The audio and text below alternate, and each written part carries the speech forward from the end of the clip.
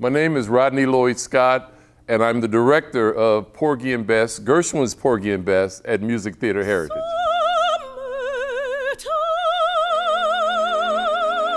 The reason why I'm excited to be here is it's history.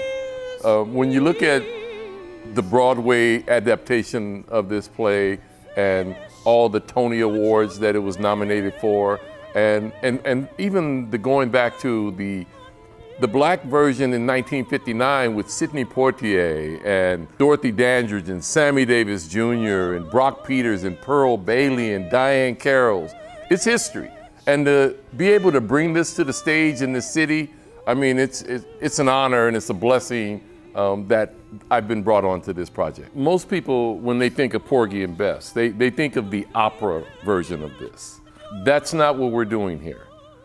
This was a Broadway adaptation where Susie Laurie Parks, who's famous for Top Dog Underdog, came in and wrote additional scenes for this adaptation.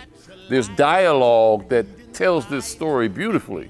When you think about shows, black shows that have come out in history, shows like Color Purple, shows, movies like Sounder, it's important that we see these type of stories generated on the stage. And so to have probably what is one of the most significant pieces of black history art that's ever been on the American stage. This is a story about community, a community that sticks together and is there to support.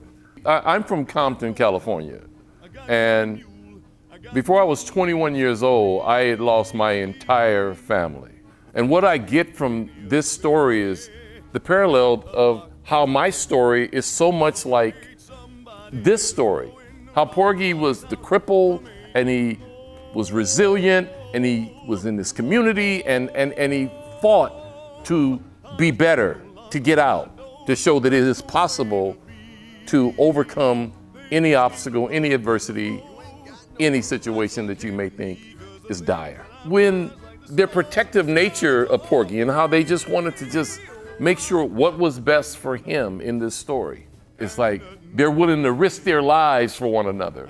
And that's strong, that's true, that's people, that's human nature. I mean, the music of Gershwin speaks for itself. I mean, it's very well known that Gershwin was influenced by the jazz clubs in Harlem. And what's amazing is a lot of these songs are still sung today in jazz clubs all over the world. You don't want to miss it.